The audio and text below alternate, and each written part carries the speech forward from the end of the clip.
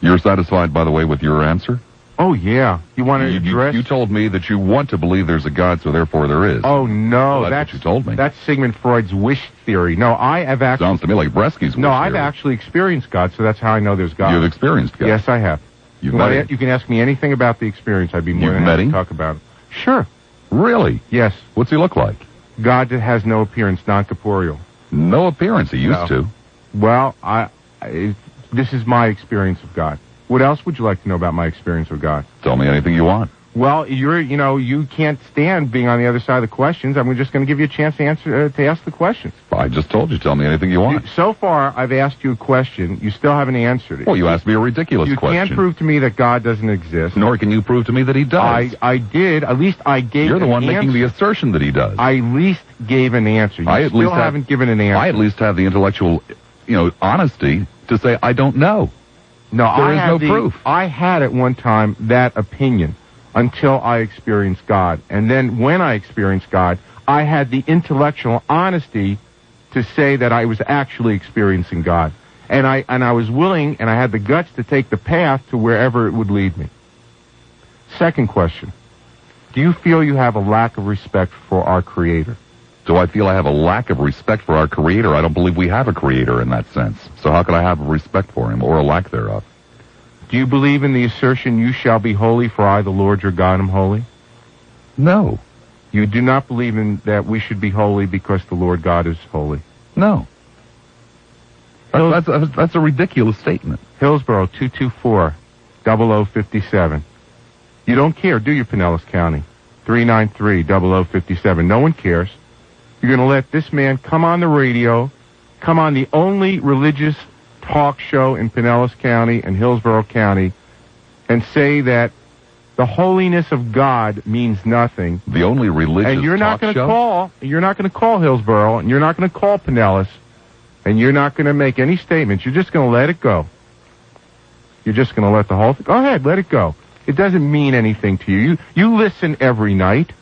You don't call. You don't challenge this man. Okay, fine. We'll just keep going. I'll be the one who challenges him. That's fine. Bob, do you think that people should submit their will to God, or do you think that our ego is more important than God's will? If it makes you happy to answer, to ask this endless series of questions, obviously I do not believe in your personal God, so obviously I do not believe in any of your questions there. Well, either. then let me ask you this question. Do you think that people who believe in God are mentally deficient or neurotic? There are some who are. But to say that all who are, no, that's absurd. Do you think people who believe in God are mentally deficient or neurotic? No. Not across the board, but are there those who are? Yes. Do you think that at some time in your life, if you experience God directly, that you would believe in God? Did you have help with these questions? No, I thought these all up this. Well, if I walk out the door tonight, watching the acid float into the pool. I mean, these were difficult questions. If I walk out the door tonight, and a bush bursts into flame, or somebody taps me on the shoulder, and there's angels and things singing in the sky, yeah, obviously I'm going to believe, Rabbi. Well, why don't you sit down and try some sort of communication? I mean, you can talk to me. Why don't you try some sort of communication with deity? Let me take some phone calls. I'm getting frustrated trying to get you to answer a question. You haven't answered a question yet. Okay, Tampa, you're on. It's your faith. May God bless you, Rabbi. Except for you, Bob, go to hell. Oh, okay. Ground rules. Ladies and gentlemen, hear me out. Let me read you the first statement. I'm going to reread it. The first statement is, Bob Lassiter is responsible for me being on radio. He is my coach. He is my friend. We have dined together. He is a warm man. He is a caring man. Well, Rabbi, what's your problem with that last caller? Love, tolerance, and non-harm. Rabbi, what's your problem with that last caller? Like that. I will not allow. What do you mean? This man has been conditioned all of his life. That's his problem. Well, no, this is what religion is all about.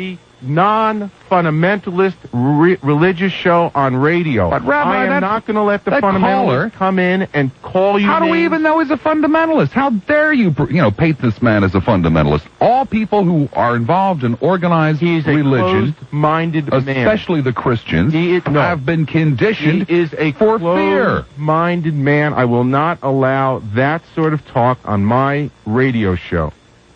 I don't care about the ratings. Clearwater, welcome. Hi, how you doing? We're having a great time. All right, listen, there's no way I can convince Bob, okay? You know, I'm not a professional speaker. I'm not a professional. I'm not in his caliber of talkmanship, if you want to call it that. All I can say is, Bob, let me ask you something. Do you have any kids? Nope. No kids at all? Nope. Well, Bob, do this for me, okay? You go to where children to the maternity ward, and you experience a birth of a child. And then you say there's no God. Well, why don't you go to that same maternity ward and watch a child come out that looks something like a frog and tell me there's a God? Oh, Bob. You know, Bob, I tell you, that's so... Bob, you can't play that game because you're not... No, you can't play your game either. That's so unfair, Bob, because... That's not a game. Children are not a game. You know what, Bob? That's so... Let me try, caller. You know, that's so unfair, and I'll tell you why. Because I have been there when children have come out that way, and I've been there when children have died. And I'm going to tell you something, Bob, that you're not going to like to hear this. The only thing that keeps those parents alive is God. Excuse me, Rabbi, may I say one other thing? Go. Okay, listen, I just went through an experience with a family over in Tampa whose daughter died of leukemia. It was a long and grueling ordeal, okay? I'm going to tell you, I couldn't do it. I have 2 daughters. I couldn't do it. But you know where these people found the strength to go on? From God. And you know what Absolutely, I know that. I've been there, sir. Look, let me just say one other thing, okay? Sure. And that is that their daughter also found strength from God. And do you know what? These people are using that to help other people that experience find difficulty and to try to relieve pain in their lives. I know that. Are they members of Compassion Friends, sir? No, they're members of other organizations that minister. They're members of other ministries. Caller, Okay. don't you find it unusual that people who do not know a God, your God or any God, also find strength to go on in the face of adversity? Sometimes yes, Bob, sometimes no. Well, the same thing with people who believe in God, too, Rabbi. I'm going to cut you off for a second. Keep listening. You know, and the thing is, Bob, why not use what's already there? Why not use the strength that God can Oh, I do, Rabbi. You're the one that doesn't. You're the one that won't use what's already there. You are the one that has to go and find something else, some other source of strength, a deity. Are you asking me, Bob, is there something bigger than me that I can lean on and depend on and use in my life to make my life better? The answer is yes, Bob. Well, Rabbi, the answer still reverts back to there are millions and millions, hundreds of millions of people in this earth who do not know your God, who do not know any God, and also have inner strength. And their lives could be made even better and richer and fuller. Well, that's a very arrogant statement. What do you mean their lives could be made better and richer and fuller? How dare you say their lives aren't I can only go as good as yours? I didn't say they're as good as mine, but I feel that other people can benefit and can learn from being close with God. The only people I'm really aware of who benefit from a relationship with God are basically the guys that pass the plate. Oh, here we go. So here I am, a guy who's half broke, and you're on the other side of this table telling me that I'm out here to do this for the money, and I'm out here to make a buck. I didn't say that, Rabbi. Yes, What I said are the ones that I know of who benefit most from a belief in God are the ones who pass the plate. Tampa, welcome to the program.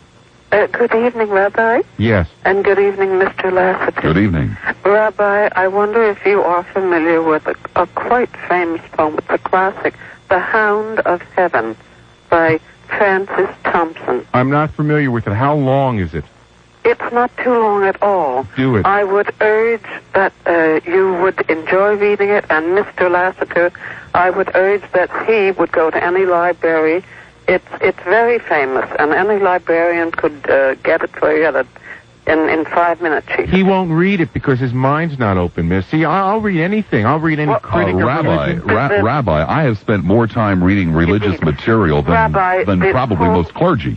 The basis of it is there are inner yearnings in every human being that there is nothing material on earth that will ever satisfy. And the whole thing goes through this man's journey with life. It's this restlessness within him. And at the end, he comes to a meeting with God, and he finds out this is what the restlessness was all about. His cravings are then satisfied. He meets with God. It's a very beautiful poem. Thank you. I want to ask Bob if he's had those yearnings, okay? Bob, you have those yearnings? No, nor do I have any restlessness. You have no I restlessness. find most people with restlessness are those who believe in God. You're a happy person. Yes, I am. No, those people who believe in God are the most challenged because they have the most to do, Bob. They have to make this world a good place. Those who don't believe in God can go lay out on the beach.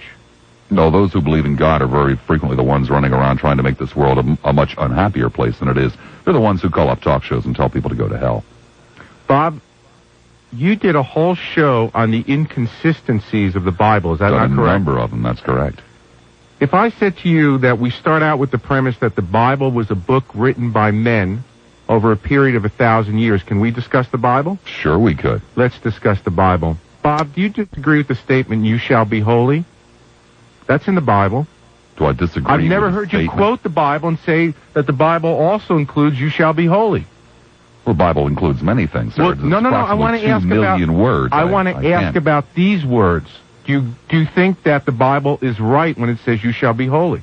No, I don't think any part of the Bible is right. So the Bible is wrong when it says you shall be holy. Well, we already know that the Bible is wrong in many areas, and since the Bible is the only source that you can possibly quote for the existence of the God that you believe That's in, not and true. we You can already have a personal know that it is experience. wrong No. in many areas, we can only assume that it's all wrong. I don't know, Tampa Bay. He won't listen. You see, I explained to him you don't need a book to prove there's God. But he doesn't listen. He keeps harping on the same things, and you're not helping me. Well, Rabbi... And you're not helping me. Hillsborough, Rabbi, when you're in the 224-0057, Pinellas 393-0057. Rabbi, when you're in the temple preaching to your congregation, don't you refer to the book? Oh, yes, I love the book. Well, since you don't need it, why do you refer to it? I Since you refer don't to need it sometimes because it has some great things to say, Bob, and you won't acknowledge Has the some great... rather absurd things to Yes, say, too. but Do you won't dwell on those as well? Sure, but all you talk about is the absurd things, and you never talk about the great things. Bob, do you believe you shall not murder? That's in the book. Do you believe that? But also happens to be universal in all societies. No, it isn't. No, it isn't. Do you believe in equal treatment under the law? That was introduced by the Bible. Do you believe in that It was one? not introduced by the Bible. Yes, it was. Yes, it was. Rabbi. It existed in... You name me the culture that had it before the Bible. Well, first of all, your culture, sir, is You only 5,000 name years old, me and it the existed culture- long before that. Just a second, I got you. You name me the culture that had the Babylonia. idea... No, they did not. Oh, I see. Mesopotamian law, the rich had greater privileges than the poor. Only Well, the they still Bible... do. Only the Bible claims equal treatment under the law. Oh, also for Aaron's tribe?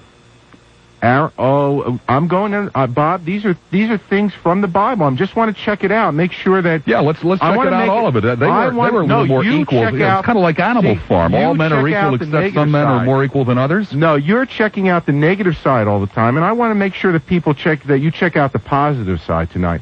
Do you believe you shall honor your father and your mother? Do you believe in that? When they're entitled to honor, yes, sir, of course. That's the only time you honor your parents, when they're entitled. Yes. You we believe would hope that all parents would be Do you believe worthy of honor. Do you believe you shall not covet? Covet? Covet. Well, that's a That word is- that's kind of an covet means that old-fashioned you- word. Yeah, well, covet means you want what your neighbor has. Do you believe you shouldn't go around wanting all the time what your neighbor has? Do you believe in that? I see nothing wrong in and of itself in wanting There's nothing what my wrong neighbor with has. coveting. There's nothing wrong with coveting. No, there's nothing wrong with wanting what your neighbor has and then going out and earning it. Okay. Let's get to the New Testament. Do you believe in love, Bob? Do I believe in love? Yeah, Yes, that's what yes, Jesus I taught. believe in love. Do you believe in love? Oh, yes. Oh, we of got course. one, Tampa Bay. Very good. Of course, he wasn't the only one that ever taught that, was he? No, but he taught it well, didn't he? As well as the people who taught it before. Didn't Jesus teach it well? Yes, indeed, he did, apparently. Do you believe in humility, Bob? Humility when it's warranted. The phone numbers that put you on the air at WPLP are in Hillsborough County. Back, huh? Yes. Well, I was just thinking. Safety Harbor, welcome to the show. Yes, good evening, Rabbi. Hi. May I ask Bob Lassiter, has he ever opened himself up to receive God, to experience God? Oh, I guess that all kind of depends on what you mean. Was I raised in a church and did I believe for a period in my life? Yes, ma'am. To both. No, not raised or brought up in a church. Have you yourself now, as a grown person, believing that there is no God and the Bible... Ma'am, I've never said there is no God. A book, okay, that you don't particularly believe in God. Have you ever opened yourself up to receive... Ma'am, how can I open myself up to receive what I believe in my heart probably doesn't exist? See, miss, he doesn't know if there's a God, but he's not going to have the courage to try to find out. I see. You got it? Matter of choice. There you go. I made mine. So did One is I. holy. Yep. Thank you, Rabbi. Welcome. Okay. Isn't it amazing how people who made a choice are disturbed with other people who have also made a choice? No, we're not disturbed. You just won't answer any questions tonight. St. Really, Petersburg, welcome to the show. Hello? Hi. May I ask Bob a question, Rabbi? You certainly may. Bob, you tell everybody you're agnostic, but you're clearly an atheist. Right. And then you also had your Of course, you don't know the difference between the two, do you? You had your wife kill a baby. You admitted on air. No, ma'am, I didn't have my wife kill a baby. No, I'm not going to allow that, Bob. Well, wait a second. That's an open-ended accusation. No, I'm going to let you requires... answer it, but I just want to warn the people again. I'm not going to have that, Bob. If they want to do, that's maybe okay for 9 Well, you can sit there and say, I'm not going to have it, but you're going to have it anyway. And I'm not going to have open-ended accusations. No, I want you to answer the accusation, but I'm telling the people now who are calling in, I may disagree with you, but that kind of junk, I'm just not going to have on this show, period. Now, you go ahead if you'd like to answer the question. Briefly, my first wife had an abortion, just like tens of millions, hundreds of millions of other women have had. I don't think you owe anybody an explanation for your personal life. That's I have all no I'm problem saying. in discussing it. No, I don't think you owe anybody that, and I'm not going to allow that. And if you call and do that again, I'm going to really lose my temper because I'm really getting angry about that. Bob, I want to ask you another question. Sure. What do you like about Jesus? What do I like about Jesus? Yeah, what do you think was meaningful in the life of Jesus? Well, I'm not sure that Jesus actually existed, but if you want to go by what is purported that he said and what he did, he taught for the most part a very good message that we would all do well to live by, and very few of us do. Well, why don't you preach his message a little bit? Maybe we could learn a little bit. What is his message? Quite frequently. What is his message? What is his message? Yeah. Sharing, understanding, forgiveness. So there is stuff in the Bible that's of great quality, isn't there? Oh, you'll find the same things in many other pieces of work. No, you won't. Oh, I Like see. what? Like where we find Sharing, love, forgiveness, Where? you'll find in many areas. Where? Well, Mark Twain. Well, Mark Twain lived way after the Bible. Show me someone before the Bible who said all that stuff. I mean, it's easy to be smart after someone wrote it. Well, Show me someone before the Bible who wrote about all that good stuff. Well, first of all, we don't even have the original manuscripts of the Bible, so we don't know really even if it's reported accurately. Well, Bob, you know that you're getting to very, very boiling water when you start talking about biblical. You're going to talk to the rabbi about biblical scholarship. I spent 20 years doing that. The point is, the oldest material we have is, perhaps 1,950 years old, and if you're talking about a society and a teacher going back 3 or 4 or 5,000 years, the manuscripts do not exist, so I cannot obviously quote to you precisely. But you're talking about the archaeological, historical evidence of when a certain book is written. We're talking about what the book says. We're talking about the beautiful things the book can do to change your life. And you admitted the book is beautiful. It can change your life. Isn't that what you're saying? No, it's not what I'm saying at all. Tampa, welcome to the program. Hello. Hi. How are you? I'm doing good. How are you? I don't think you're doing so well. I'm quite interested in the difference in your tactics tonight with Bob Lassiter on there and the way you dealt with the born-again Christian minister last week or a couple of weeks ago. I forget just when it was. You think I'm being real friendly with Bob, don't you? No, I think you're being antagonistic and accusatory. Well, kinds of things the man is on. The man is on 5 nights a week, 4 hours a night 3. with his opinion. 3? I understand that. I listen to him frequently. I bet you do. And I have 2 hours a week to take all the inaccuracies and all the wrong direction that he has taken and reverse it and show people that he is thinking in the wrong direction. Well, first of all, a talk show which is basically for entertainment purposes. No, sir, my show's not for entertainment. You want entertainment? You wouldn't be on this channel or station if you were not. Sir, you can write Mark Brewer, WPLP Radio, 48579, St. Petersburg. And, sir, by the way, I've heard you say this to Fowler. I've heard you say the same thing the same thing that's for entertainment. Sir, I'm not here for your entertainment, and to prove it to you, watch this. Well, first of all, by the way, there was a slight inaccuracy in what you said there, Rabbi. There are 1,008 hours a week of radio and television religious broadcasting in the Tampa Bay area. I've got 15 hours to correct that 1,008. Well, I want to tell you that I don't include that because that's fundamentalist broadcasting, and that has nothing to do with what I do. No, it's not all fundamentalist broadcasting by any stretch of the Sir, I'm the only one who does non-fundamentalist broadcasting in Tampa Bay. Oh, there are not Catholic shows on, there are not Lutheran shows on. There's 1 hour, sir, where the Catholics have a mass on Channel 8, which is a very fine show, by the way. But other than that, the rest is fundamentalist. St. Petersburg, welcome. Hello. Hi. I had an experience that might shed some light on the question. I was discussing religion with a minister who had been in the Battle of the Bulge, and he experienced a lot of hell and damnation. And he said meditation is a very good way to contact God. And he told me how to do it, and let your mind go perfectly blank. Well, I was a little bit leery about it, but I thought, well, I had great respect for him. So one night I decided to do that. And I thought, well, now what question shall I ask?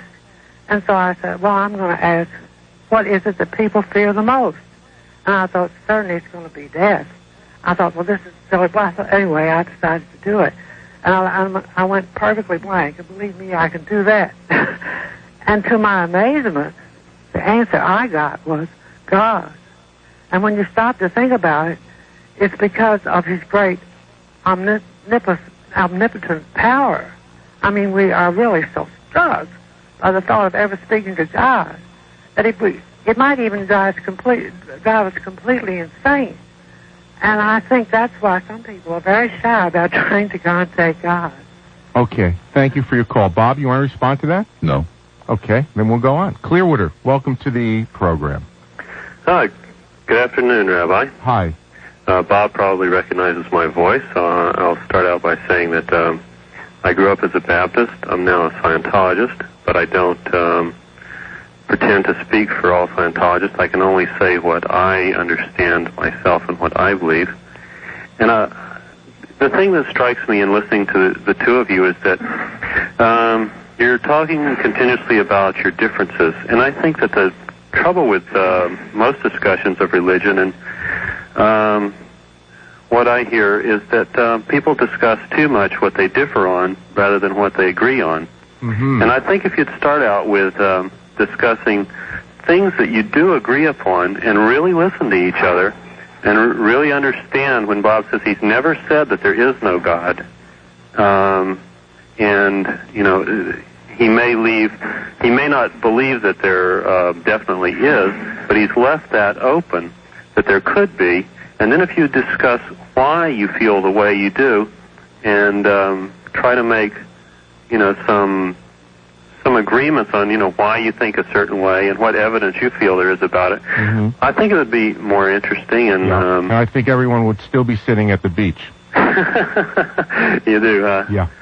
Well, I think that the purpose that I wanted to serve tonight is not to get ratings, but to give people a choice.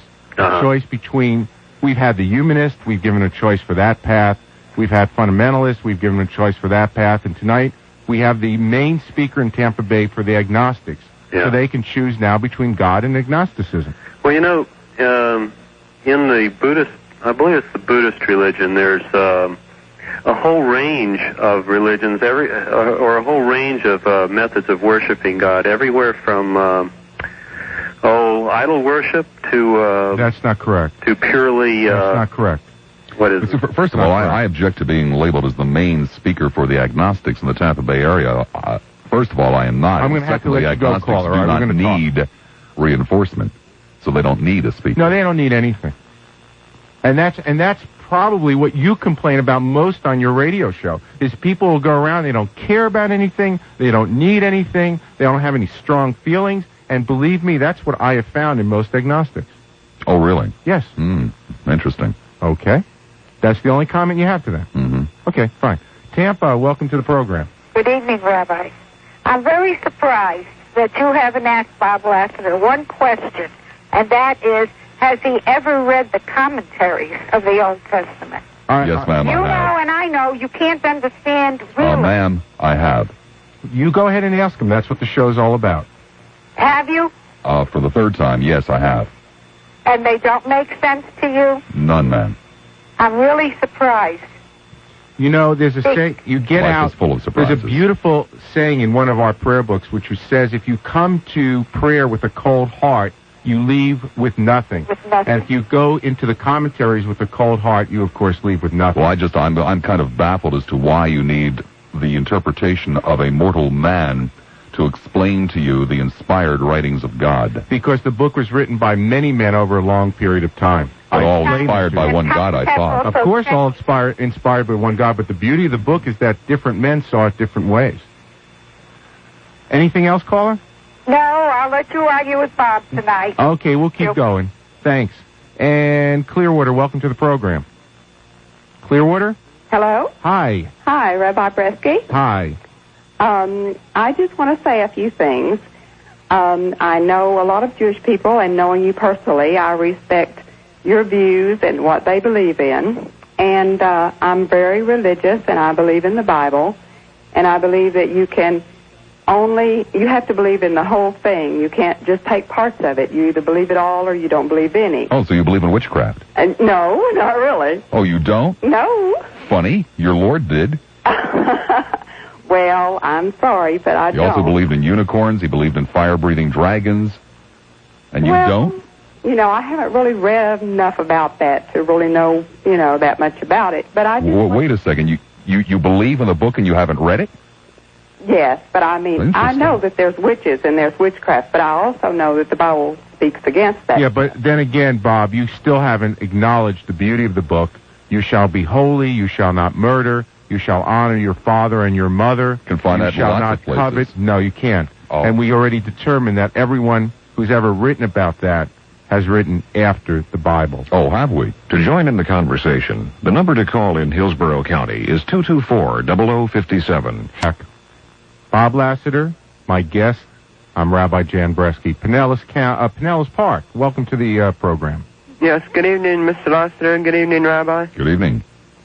And I am a fundamentalist, sir, but I'm going to try to present my view from a non-fundamentalist point. Now, Mr. Lassiter, I've always viewed you as sort of a negative person. Mm-hmm. And you always look at the bad points in the world. Mm-hmm. So far, you've been non-antagonistic completely. I've never once seen you present anything positive to your listeners. Mm-hmm. Well, I talked about Philly South. I'm very positive on that. Is this the best you can do for a very positive on those. Is this the best you can do for a non-antagonistic very positive approach? On myself. Can we talk about what My wife, my dog. Can we talk about what Mr. Lassiter thinks and not who Mr. Lassiter is? Is there something about what Mr. Lassiter thinks that bothers you? Well, yes, the point that I can go out and just see things that shows me that there is indeed a God. For example? Just going out and seeing the sun, for one thing. The sun, that tells you there's a God. Yes, nature tells the man it's a God. There's a God. Do you have problems with that? Yes, I do. You can't tolerate that. Tolerate it? Yeah. It's a very strong word. Well, I mean, you're very antagonistic to this poor man right now, and you just can't tolerate that the man believes when he sees the sun that it makes him feel closer to God. That's not what he said. He said when he sees the sun, that tells him there's a God. That's a very strong statement. Caller, you want to keep going? Caller? Well, yeah. That might not tell you, but just life itself would tell you. When you see cancer cells, does that tell you there's a God too? Or didn't God create those? Does God create evil, caller? God created human beings, Mr. Lassiter. And thank you. God created the capacity to overcome evil. You know that also. Oh, really? Yes, sir. I'd like to invite you, Bob, and I'd like to invite all of Tampa Bay, July the 3rd, at Innisbrook in Tarpon Springs on Route 19. I'd like to invite you to be part of Jewish history in the making, where Rabbi Bresky will invite every human being in the Tampa Bay area to a service, a Jewish service, no barriers, no walls, no fees. That is July 3rd at 8 p.m. It is a Friday night. For Jews, it is a chance to come out and find your Jewishness again. For non-Jews, it's an opportunity to see that Jews don't have horns. It's an opportunity to hear a vibrant religious message, the message that will make you happier and I think holier, and that is the name of the message, How to Be Happier and Holier. It will be donations only, and afterwards there will be a Bible lesson. That's July 3rd, 8 p.m. Bob, would you like to come out? I'm working that night. Okay. Oldsmar, welcome to the show. Yes, I would like to, number one, I would like to address Mr. Lassiter, please. Go right ahead. ahead. That's the purpose of the show. Mr. Lassiter, allow me first to tell you that, well, maybe 10 years ago, I was very much an agnostic to a point that I told my brother when he was going to be a priest that if he was to get castrated, then I would believe him. I think at that time my agnosticism was, spoke for itself. But I'm puzzled. I'm listening to you, and you're sounding more like agnostic, not an agnostic. I'd like you to first clarify that. You're the one that made the statement, sir. How can I clarify your statement? Well, you have to know the difference between agnostic and an agnostic. Agnostic is the one who knows everything, and you can't tell him anything, and that's basically their philosophy. And the agnostic one was who opposed just that very same thing. In other words, the Gnostics thought that they had the deeper knowledge of all and the wisdom and philosophy, and they were absolutely abhorred at the idea of having commoners about them. Okay, caller, let me handle it. Do you think you know everything, Bob? Obviously not. Okay, next question. Question number 2. Would you tell me and give me 3 or 4 names of people that were agnostic? I don't care who else is agnostic, sir. Well, you see, sir, that's I guess part of your problem is that you want reinforcement for your beliefs. I don't need reinforcement for mine. Mr. Lassiter, I don't have a problem, because at one time I used to be an argument. You sound to me like you've got a problem. Myself, and I would not allow anybody to speak like you're doing, but I will do so. What is your question, caller? We're running out of time. The question is, I would like Bob Lassiter to give me a name or 2 or 3, let's say 500 years back or further, of agnostics that left an indelible plus on history, on humankind, and if there is one agnostic hospital or a philanthropic organization existing right now. Good question. Fair question. Well, why'd you cut him off? We're running out of time. I want you to answer. Well, I wasn't alive 500 years ago, and I don't need to reinforce my beliefs by going back and seeing who else in history shared my religious beliefs so that I'll feel comfortable with them. But the man's point is that through religion, hospitals have been dedicated, great thoughts have been thought, people have been given reasons to survive in difficult times. How would you answer that? How would I answer it? Yeah. There are nations on the face of the earth today that are atheistic, far beyond agnostic, that also have great hospitals and great learning institutions. Like the Soviet Union. Like the Soviet Union. Yeah, I think the Soviet Union is an excellent example of what happens when you turn away from God. But they nonetheless have great hospitals, don't they? No, actually really? They don't. And that's Amazing. the reason that most of the medical research in this is done in this country and is shipped over to the Soviet Union. Oh, really? Well, then why are we always hearing about people going over to the Soviet Union for treatment that isn't available in this because country? they basically don't care that much about people over there, Bob. I guess that's why they drop at the age of 50. They're willing to do experiments on people where we're not willing to do that because of our Judeo-Christian concern for the right of life. Well, you're not going to put me in a position of sitting here and defending the Soviet Union. Well, you just were. However, there are great minds in non-Christian or non-Jewish lands as well. There's great work also. Oh, yes. There's great work done by members of the Islamic faith and Buddhists and Hindus and people all over the world who have great faith. They do great work. There are also an awful lot of very unpleasant works being done in this country, this great Judeo-Christian country. July 3rd, Friday night, 8 p.m., Innisbrook. Making your life happier and holier.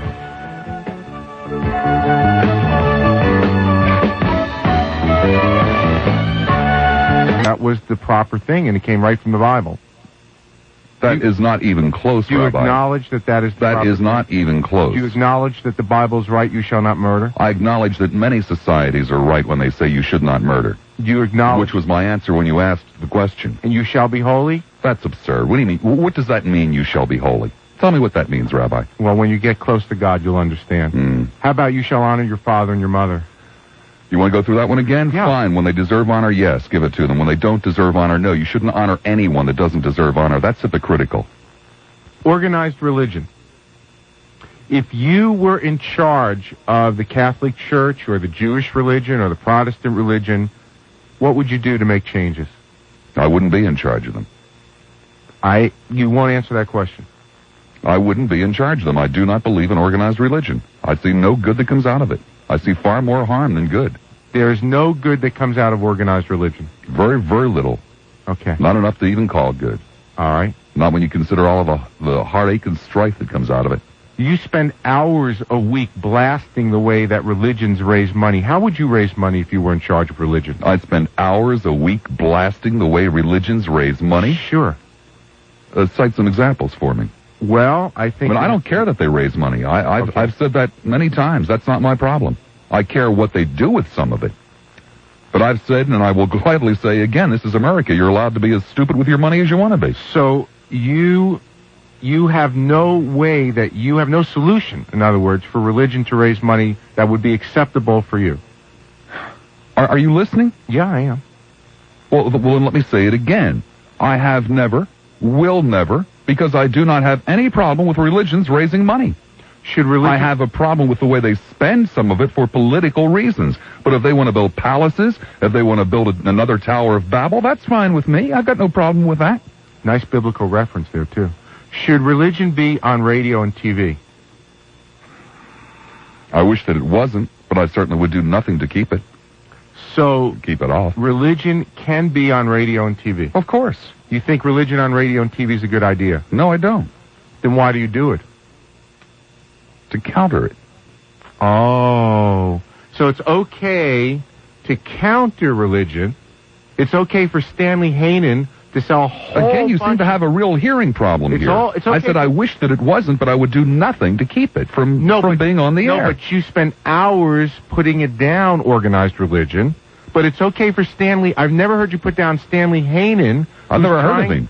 Stanley Haynen is the guy who's trying to make a buck on Oral Roberts' statement that he's going to die if he doesn't get $8 million.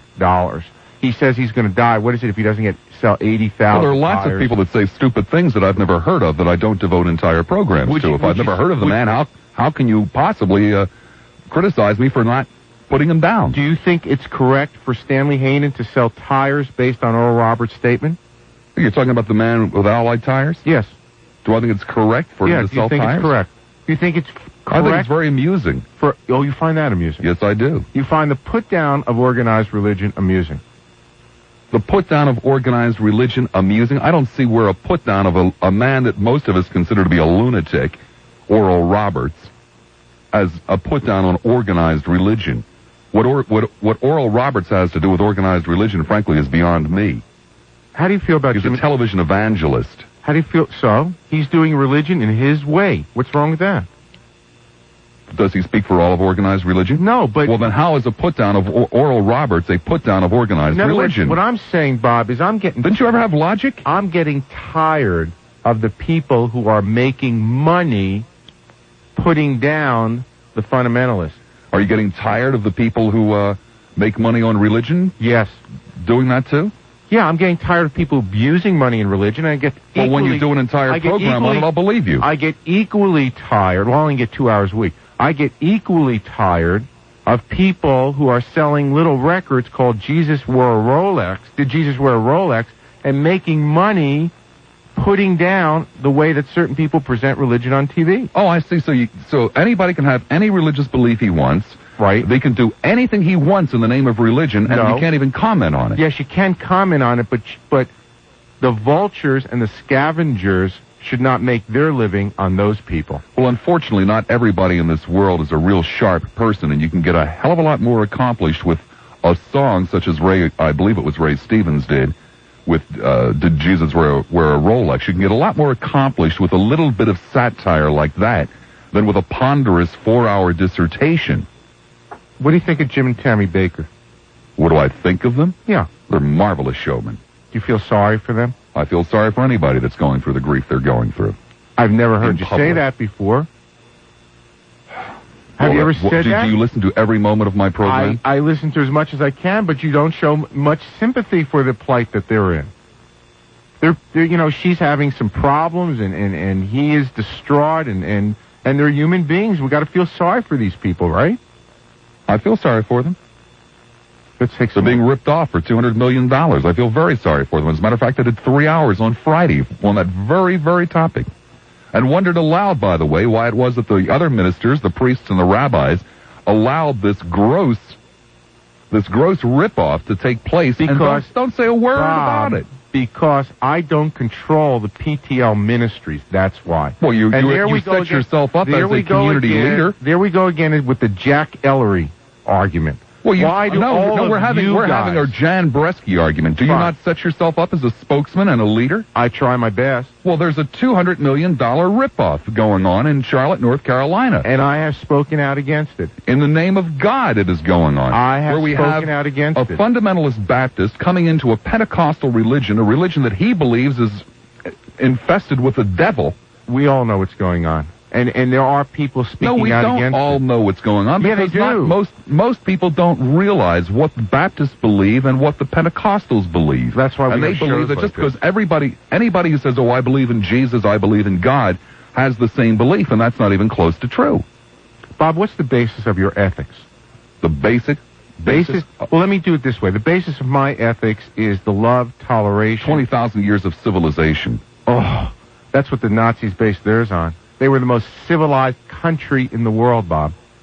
The most civilized country in the world. I don't think civilized people shove other people in ovens. Best music, best writers. They had civilization down to a T. Well, they may, but I just don't think that civilized people throw people in ovens. And if you do, then we have a real disagreement there. I wouldn't call the Nazis a civilized people. I don't think there's ethics without God.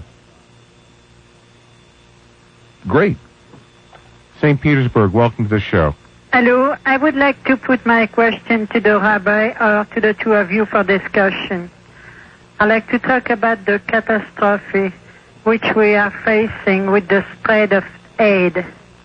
The states are getting ready to isolate the AIDS victim, nothing short but than concentration camp. I agree. What steps are the religious community prepared to take to avert another final solution? I agree. And you know what?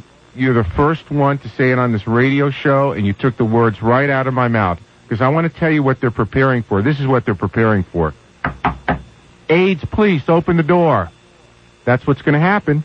That's exactly what's going to happen. And, folks, that's what AIDS testing is all about. Thank you for your call. Bob, do you have anything to say? I've done an entire program on the very thing. Yeah, but you never said that, did you? I beg your pardon? Where do you think the new final solution came from, Rabbi?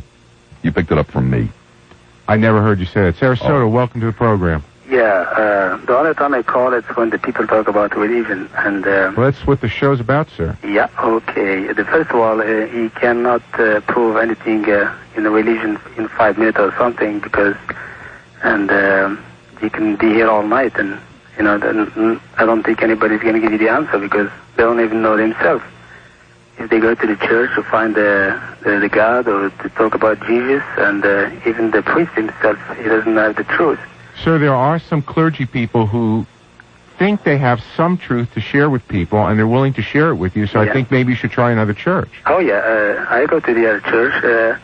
I'm trying. I'm not Christian, but I'm trying to get some answers from them, and I talked with the priest one time, and, and they want to say the truth, but they don't know it. Well, sir, the only thing I can say to you is a little Jewish expression. By me, I would find another priest. And we have a little computer screen, by the way, in the radio station, and they put on the calls, and sometimes they put on what the caller is going to speak about. And line number 3, Bob, there is someone from Clearwater to defend Bob Lassiter. Clearwater, welcome. Clearwater? Yes, sir, in defense of Bob Lassiter. Let's do it. Yes, sir. I heard Bob Lassiter on Thursday night last week, this week. And he spent 3 hours defending the little man in Florida. His title of the show is Collective Bargaining. I don't think I've ever heard a sermon from any pulpit that I've ever gone to at any church, whether it's either Jewish or Christian, that really defended the little man more eloquently than Bob Lassiter did, and I came to this one conclusion.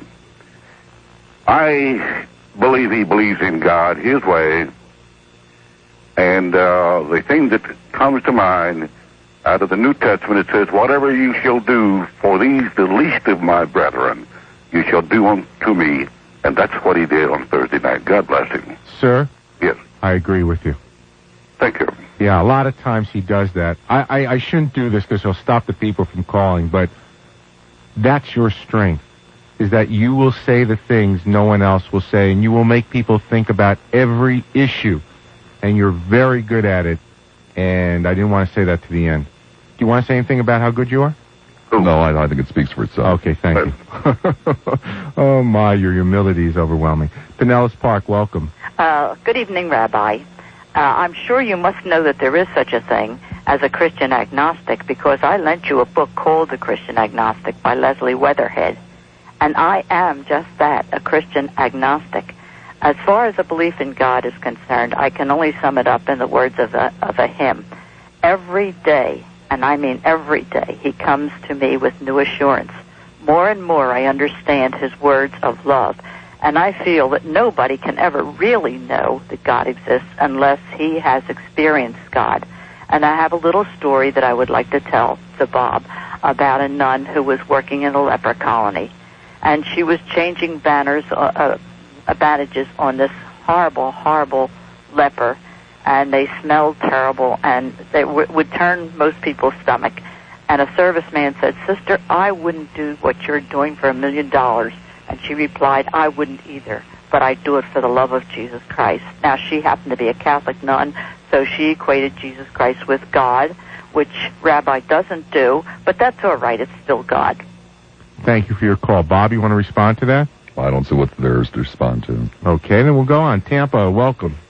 Hello. Another defender, it says on the computer screen, Bob. That is correct. Good, go at it. This is the first time I've ever called a talk show, but you made a statement earlier that I guess really upset me, and I wanted to call and defend Bob. For one thing, you made the statement that, to your knowledge, most agnostics were perhaps not supportive of their fellow man or did not contribute anything worthwhile to society or something to that effect. Well, then prove me wrong. Well, the fact that I, for one, consider myself an agnostic, I happen to be in the healthcare field, and I don't particularly care to divulge in what area, but I've devoted many, many hours of help to my fellow man. I have contributed blood to the area whenever it was needed. I have been a scout leader for many, many years. I mean, I could go on and on. But you see, there seems to be one factor which I do not understand as far as you folks that are so religiously oriented, and that is that why is it that you feel that a person must be religious to have good moral standards? Because we've watched throughout history when people have turned away from religion and away from God, how debased they have become. No, we watched throughout history how people who have gotten carried away with their God have become debased. No, not most of the time. It's the turning away from God that has brought about the suffering. Caller, I have to go. Thank you for your call, okay? Okay. The phone numbers that put you on the air at